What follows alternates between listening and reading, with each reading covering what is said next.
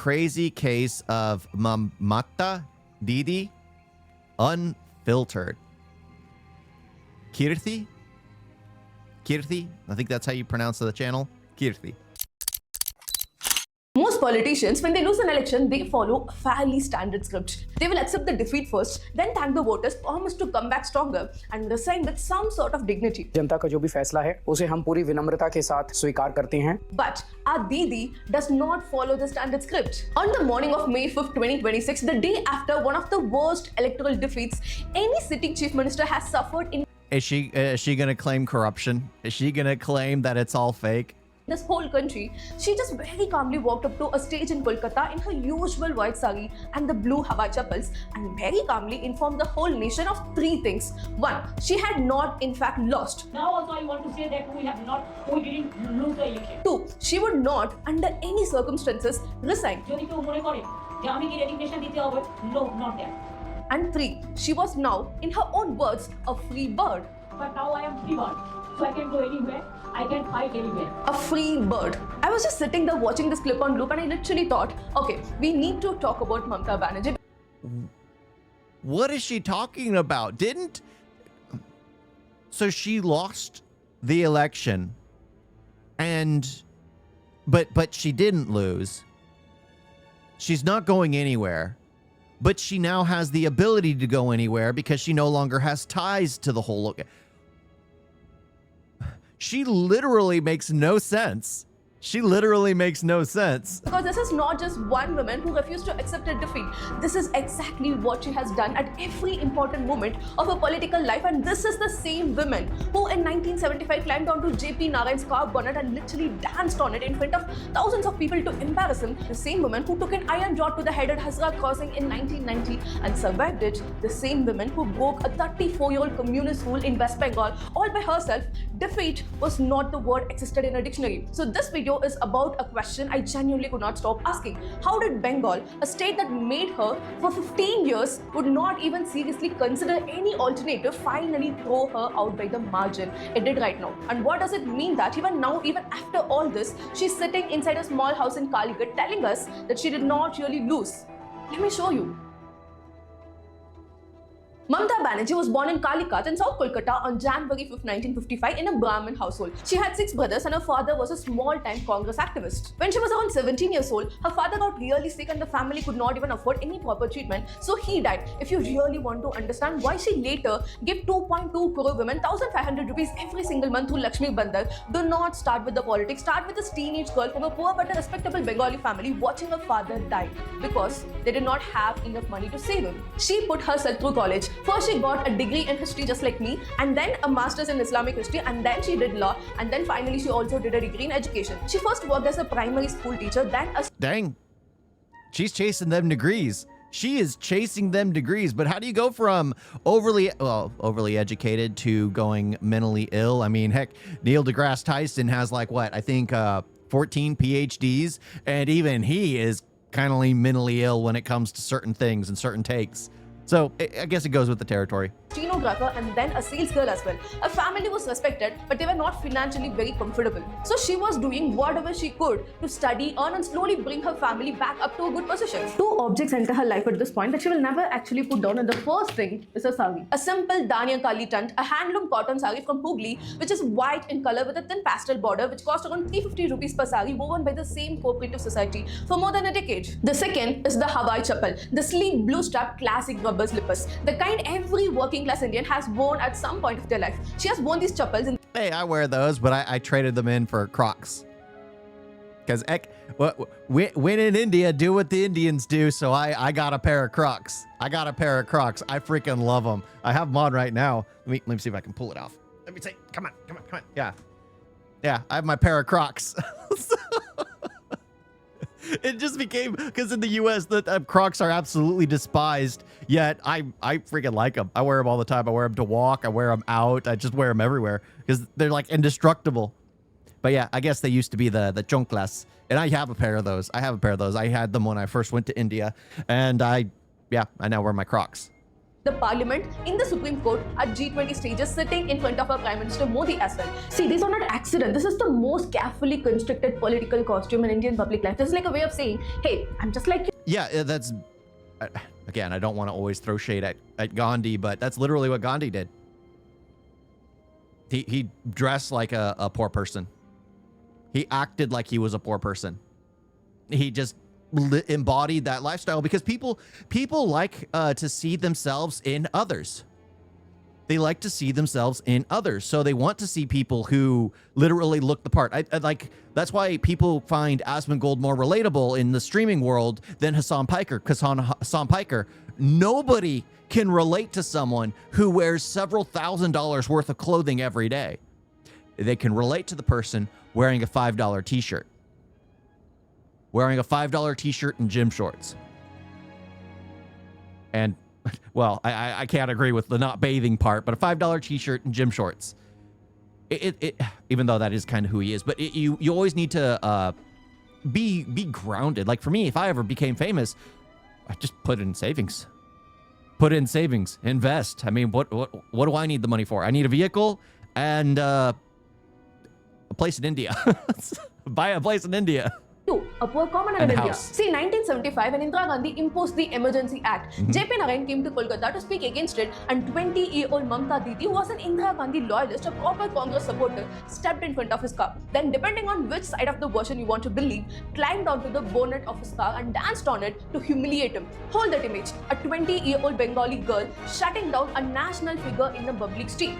That is the origin frame of Mamta Banerjee, a tremendous, courageous woman, and almost have no patience for any opponents. So let's start a list. Core belief number 1. The people standing in your way are not the people you sit and debate with.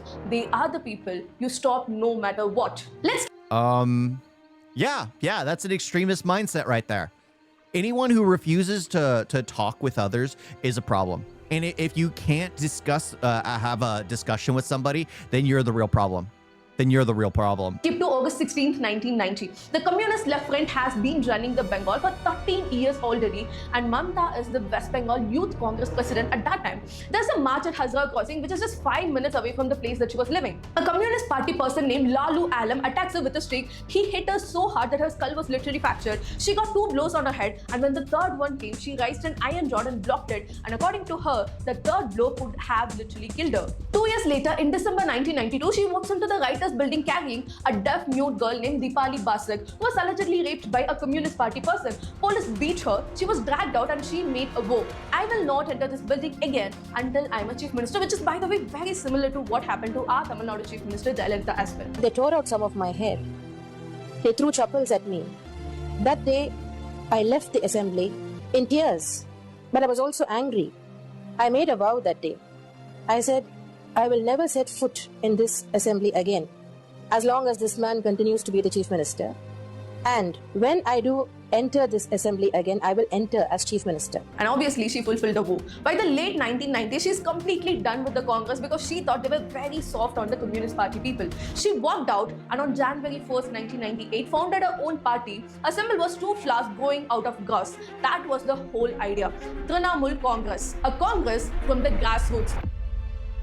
So for the next 10 years, she was still seen just as a regional party with just a handful of MPs. And in Bengal, the communism was so powerful, it looked almost impossible to defeat. But what finally defeated them was not some big scandal or national level issue. It was a small car. In fact, the smallest car India has ever produced. You remember this? In 2006, the Buddhadev Bhattacharjee government acquired about 1,000 acres in Singhu for the Tata Nano company. Some farmers agreed to give the land and some people did not. And Mamta saw a fight she could win here. She started a 26-day hunger strike that went on to such an extreme that even APJ Abdul Kalam, Manmohan Singh and Gopal Krishna Gandhi all stepped in to convince her to eat the food. Then on March 14th, 2007, in Nandegram, the same government tried to...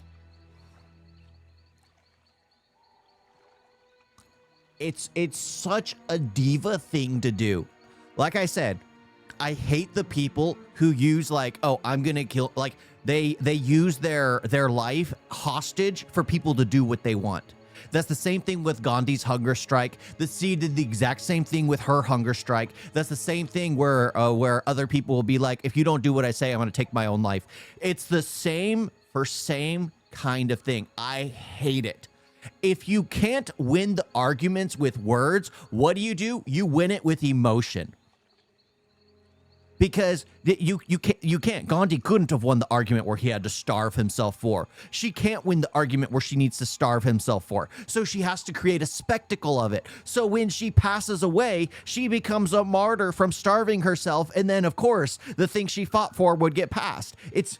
I hate that. I freaking hate that.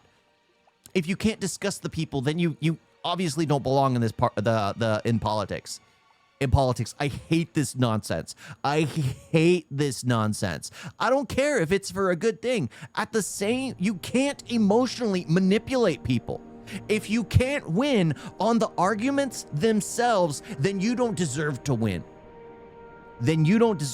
Like, honestly, the way I feel, if someone did that to me, I would probably vote against whatever they were trying to do just on principle. Because I don't want to be emotionally manipulated. If anything, I guess it'd be emotionally manipulated if they were, like, what is it called? Crap. I hate it. Like, I know what I'm talking about, but I can't remember what it's called. Reverse psychology. Where they reverse psychology me. And I literally vote against what they're saying to vote of what they're fasting for or what they're starving themselves for. Because they want me to vote the way they are going to get me to vote. Because I just hate that. I don't think you should play with people's emotions that way. You don't deserve to be in politics if you're using emotion. If you're using emotion, you just don't deserve to be there. Are you a Democrat or Republican? I'm more centrist, but actually I'm more conservative. Like, I'm far more conservative. I believe in closed borders. I believe in a due process. I believe in like visas being like, well, we need to streamline visas, make it easier and know who's coming in. Yeah, so yeah, more conservative.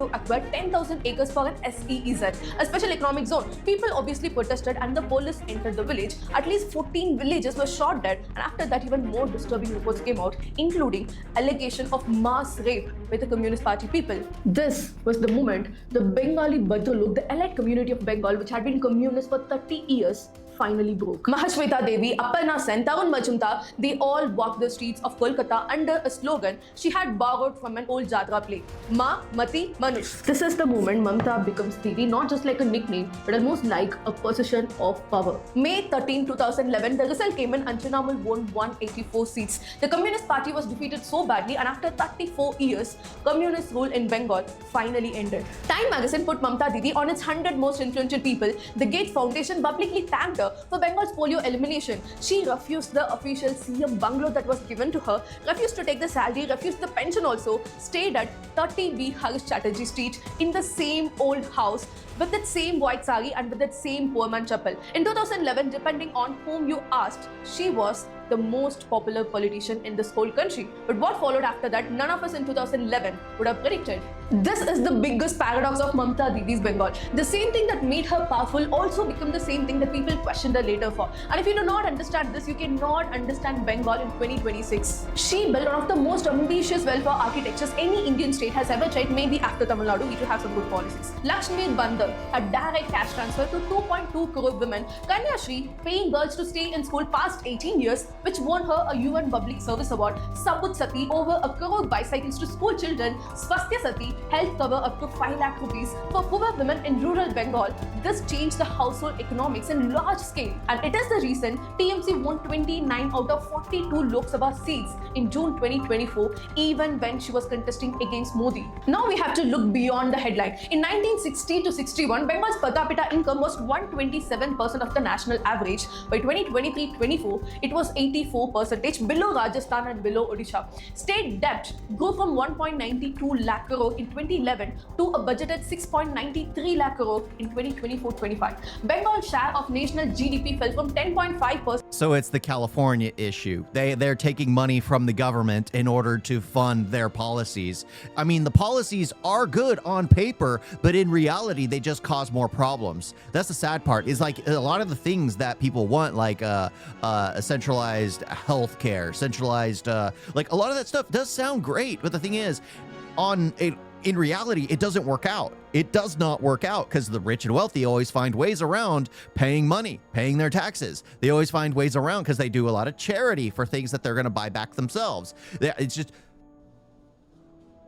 It's just crazy. It's just crazy. The same stuff happens everywhere. And eventually, the people who are working in that state realize, oh, I'm being taxed because of all these policies, which are good, are put into place, and I'm losing my money because of these policies. So let's remove these policies and actually get back to people working for a living to provide for their families. To 5.6%. After Tata literally ran away from the West Bengal because of all the protests that they had to deal with, they went to Gujarat, where a state CM named Narendra It's the same thing. They protested against like a few places opening like an Amazon center near like in a state. It got protested against, so they went to another state, a red state, opened it, and now there are thousands of jobs in that state when there could have been thousands of jobs in a state that needed it. Modi was literally waiting with land. But here Mamata launched an annual investment summit. The MOUs were signed, of course, in front of all the cameras, but the factories never really came to Bengal because they had to continuously deal with the protest that happens. So the deal Bengal voters were getting by the mid-2020s was, we will give you the cash, but you will not get a job. For a long time, this deal kind of worked. Bengali boys and girls left for jobs in Bangalore, Hyderabad, Delhi, NCR, sometimes even to Kerala for construction work. But the cash kept coming to their house. But the cash transfers cannot solve everything. They cannot solve a recruitment scam that locks an entire generation out of the teaching jobs. They cannot solve a strong man, a rowdy gunda in your village. They cannot solve a young woman murdered in a state hospital seminar room. Three things that broke the bond between Bengal and Mamata Banerjee, and the whole India knows all these three. Number one, July 2022. ED arrests Partha Chatterjee, who was the education minister, one of her oldest partners in the party. They raided the apartment of his close associate. Yeah, he looks like the one from the Raid movie that got raided, hiding all the money in the walls. Arpita Mukherjee at Belgoria. In the first flat, they got 21 crore in cash and 27 crore in the second flat and 6 kilos of gold. Almost 50 crore in uncounted cash, and some of it bundled in envelopes reportedly had the markings of the state education department. The Supreme Court eventually ordered the publication of over West Bengal is literally California. This exact stuff is happening here. This exact stuff. Money being laundered, taken from the people, and put in the pockets of the higher elites. 900 illegally appointed candidates from the SLST. In a state where every middle-class household literally has someone preparing for SSC, the message landed hard on the people. In TMC's Bengal, government jobs are not for winning, they are for buying. Number 2, January 2024, Sandesh Kali. ED officers go to question a local TMC strongman Gunda, Sheikh Shahjahan, in connection with the ration scam. His men attacked them. 3 officers were badly injured and he was absconded for 55 days. Now the twist is, while Shah Jahan was literally absconding, he was still missing. The women of Sandesh Kali started speaking on television. They alleged that Shah Jahan and his men, Shibu Hazra and Uttam Sardar, had been sexually assaulting women and grabbing land for years and years on end. And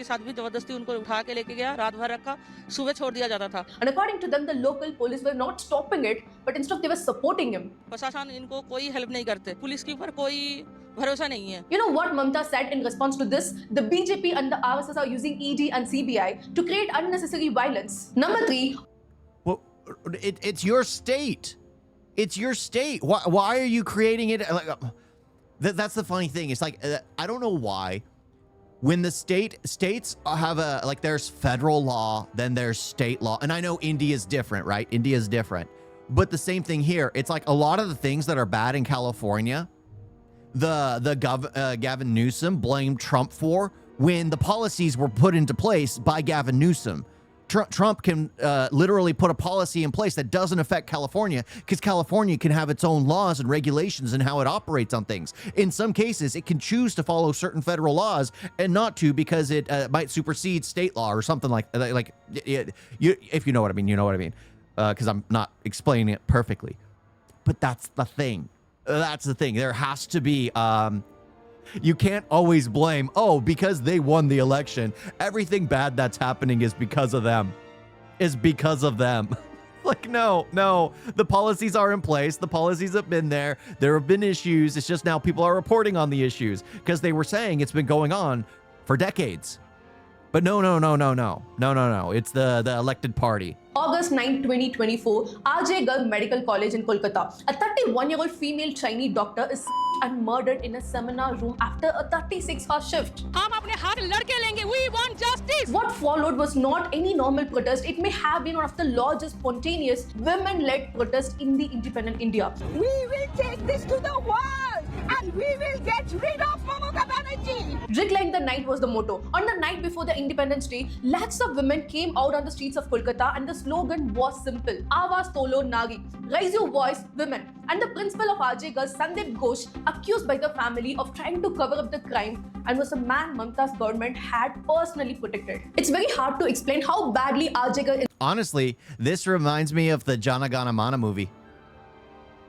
I mean, maybe it was based off this incident where everyone's talking about one instance that happened, which benefits a group of people when there are hundreds of thousands of incidents like this that happen, which is also very sad to say. But yeah, people are literally conditioned by the media, by the news to what to say, what to do, what to root for. Incident damaged Mamata Didi's image. Her welfare schemes were built on women. Her image, Didi the protector, was built on women. And here was a young woman, a doctor, killed inside a hospital that she ran with allegations that a state was trying to destroy the evidence. And 18 months later, Bengal women would carry this memory with them to the voting booth. And they're not going to forget it that easily. This is the part that was genuinely hard for me to write because Mamata Banerjee, a woman, a chief minister whose entire politics is built on women, has a long documented record of saying the worst possible things about rape. The Park Street incident in 2012, a woman was literally gang raped after leaving a nightclub, and Mamata Didi said Sajano Gotana, which literally means a staged event to bring bad name to her government. The Kamdani incident in 2013, a college student was literally gang raped and murdered, and the local women were trying to confront Mamata Didi, and she shouted Maoist and literally walked away from there.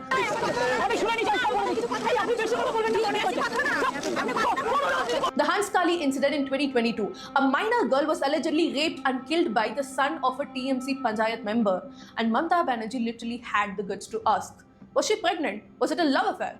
The girl was literally a minor, a child by the way. And then weeks before the 2026 campaign began, a medical student was gang raped in the Durgapur area, and her quote on camera was, the girl should not be allowed to go outside at night. They have to protect themselves also. And What? She's literally got the mindset of a San Franciscan. She'd be at home in San Francisco. Because I remember when I was living there, there was someone who got stabbed on the subway at 8 at night because they were trying to get home. They couldn't afford to drive into the city. They got stabbed, and what people said who lived there and were born in San Francisco were like, oh, he shouldn't have been there. He should have known drug addicts were there at that point in time. He shouldn't have been there. You know, the drug addicts that are supported by the system in San Francisco, that are literally given free needles by San Francisco. Those drug addicts. It was the guy's fault for working for a living because he should have known better and he should have paid his entire wages to get an Uber ride, a cab ride out of the city. An entire wage, because it costs like $100 to cross that bridge on a cab. It costs $100. Just added on. Especially the girl child, at night time, they should not be allowed to come out in the outside. They have to protect themselves also. This is a chief minister who held the home ministry for 15 straight years, who personally controlled the Bengal police force, telling the survivors that it was their fault for being out of their house. To be fair, and this is very important, this is the same woman who carried Deepali Basak on her back into the writers' building in 1992. This is the woman who built the Kanyashri, and this is the woman who built the Lakshmi Bandar. And in India, she is one of the very few women chief ministers of this big scale in the last 25 years. If a male politician had the same life story, he would have already been in every textbook. So hold the truth, but also hold the other truth. So let's make a list. What does this woman actually believe? Number 1, the people who hurt me are everywhere. From Lalu Alam's trick in 1990 to the election commission setting with the BJP in 2026, the world is a conspiracy, only fighting saves you. Number 2, I am the people, the sari, the chapel, the small house at 30B Harish Chatterjee Street. These are not just image building tools. These are almost sacred symbols in our politics, and they tell the people Mamata is not above Bengal. Mamata is the Bengal. So to question Mamata becomes in a political language almost like questioning the whole Bengal itself. Number 3, Power is for fighting opponents, not for building institutions. From a student day politics in the 1970s to her own constituency in 2026, Mamta has never been someone who easily shares a political space. People who became too powerful around her eventually had to leave. Suventu Adhikari, Mukul Roy, even Soman Mitra in his time. And the big one exception here was her nephew, Abhishek Baipur. His rise as the next big political leader quietly damaged one of the strongest parts of Mamta's image, that she was not like other dynasty politics in India. Number 4, welfare is dignity. The fatherless girl built a state where 2.2 crore women received a monthly check every single month. And number 5, loyalty over competence. The government she built rewarded those people who stayed loyal to the leader, Partha Chatterjee, Anuprata Mondal, Sheikh Shah Jahan, but not those people who served well for the people. Number 6, never apologize. Park Street, Kamduni, Hanskali, Ajaygarh, Durgapur. For 13 years, the pattern looked painfully similar. She would first deny everything and then would call it a conspiracy and then would say Bengal is being attacked. That final belief, that refusal to ever admit her own failure, is what finally did the most damage. The last election was almost surgical. Turnout was 92.93%, the highest ever recorded in any Indian state assembly election, by the way. But before voting began, People are the tired. Election Commission Special Intensive Revision (SIR) had removed 91 lakh names from the voter list, nearly 12% of the electorate, which was mostly Muslim and migrant people from Bangladesh. Mamta went to Supreme Court, calling the whole process opaque and unconstitutional. Yep. Remove people who don't have the right to vote, and then the people who are relying on those votes get upset. It's funny. Like I said, it's California. It's California. No matter what, no matter where you go in the world, you see the same exact stuff. You see the same exact stuff. As much as everyone hates it, every nation is exactly the same. Well, especially more progressive nations seem to always be exactly the same. Like non-dictatorial nations seem to always be exactly the same. It's ridiculous. It is ridiculous. What the heck? But the court quietly refused to intervene. And then came the result, a total wipeout. The BJP won around 207 seats and TMC fell to around 80 seats. Out of Mamta's 35 ministers, 22 were defeated. She herself lost in Bapanipur to Suventu Adhikari by over 15,000 votes. And the next morning, she gave one of the most extraordinary press conferences this country has ever seen. যদি কেউ মনে করে যে আমি কি resignation দিতে হবে, no, not that. Now also I want to say that we didn't lose the election. Officially they may, through election commission, can defeat us, but morally I am telling you that we won the election. But now I am free bird, so I can go anywhere, I can fight anywhere, so I'll be on the street. Constitutionally, this is nothing but pure drama. Her assembly term would anyway expire on May 7th. She would cease to be the chief minister whether she resigned or not. It doesn't matter. But it was exactly the same performance she did as the 20-year-old woman who danced onto JP Narayan's car in 1975. Exactly the same as the women who carried Dipali Basak's onto Writers Building. Exactly the same women who did a 26-day hunger strike. She has only one mode. She fights even when there is nothing left to fight for. See, this is what the Mamta Didi of the 1990s could not have really known. That the same instinct that once made her a hero slowly became her weakness. That the belief the whole world was fake, that you must always keep fighting, that you must never apologize. Because The world's too small now for those kinds of tactics to work. That's the truth of it. Those things used to work back in the day, but now everyone can literally look at their fingertips in a matter of seconds, just look things up to find out stuff for themselves. that belief is now backed by 15 years of power and a police force under your own control. It kind of starts looking very different at this point. It starts looking like the same system she once fought against. See, in 1990, she was attacked by a Communist Party member, but now her own TMC party people are attacking the Bengali people. So what's the difference? On May 6, 2026, 2 days after the result, Chandranath Rath, the personal assistant of Suventu Adhikari, was shot dead. As I record this now, no arrests have been made so far. He is the 4th political worker killed in the last 48 hours. 200 FIRs, 453 arrests made so far. The line that the National Human Rights Commission literally used about the post-poll Bengal violence. Basically a political assassination. That is just crazy. In 2021 was law of ruler instead of the rule of the law. And that is still being true. It became a government module for Didi. In 2005, she stood in the Lok Sabha and called a Bangladeshi infiltration a disaster. The infiltration of Bengal, it has become a disaster now. In 2024, she stood in Kolkata and said that she would offer shelter to people from Bangladesh. আমি বলতে পারি না, কিন্তু আমি এটুকু বলতে পারি, অসহায় while allowing them to cross in over the border because she's relying on those voters. মানুষ যদি বাংলায় দরজা খটখটানি করে, আমরা তাদের আশ্রয় নিশ্চয়ই দেবো। কেউ যদি রিফিউজি হয়ে যায়, তাকে পাশের পার্শ্ববর্তী এলাকা তাকে সম্মান জানাবে। That particular remark became serious enough for needs whole votes. Dhaka to formally protest. She built her entire career attacking the left booth capturing. But in April 2026, the Election Commission ordered a full repoll in Falta after TMC workers were caught tampering with the EVMs. They put black tape over the BJP buttons, bubble gum, ink and whatnot. 60 booths out of 285 in just one constituency. She came to power on Ma, Mati, Manush, Mother, Land and People.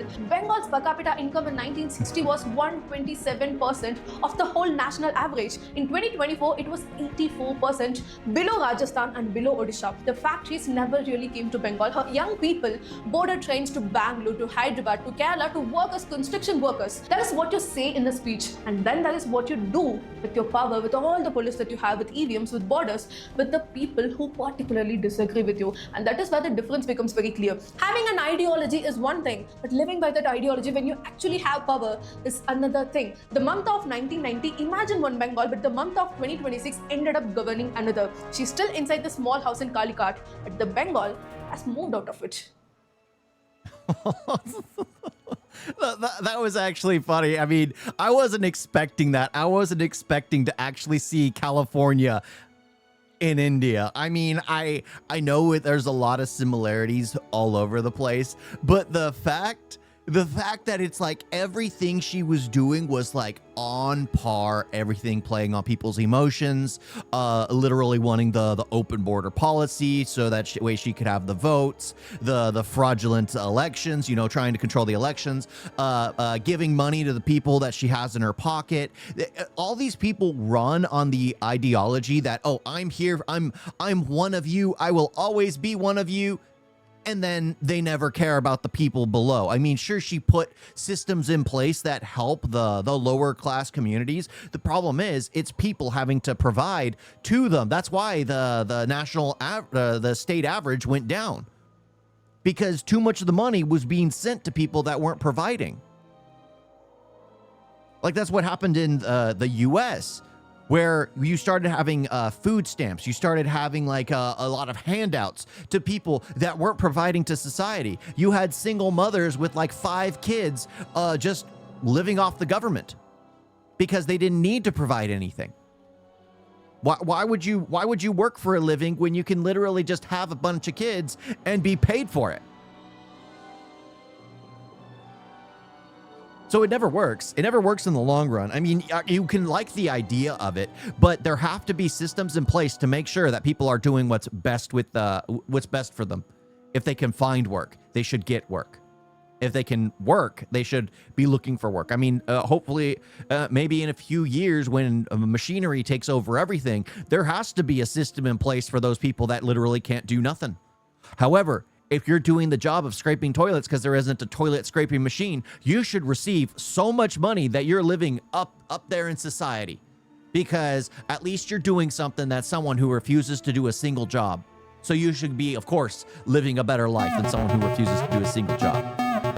But that's just how I feel about it. That's just how I feel about it. You guys get a video?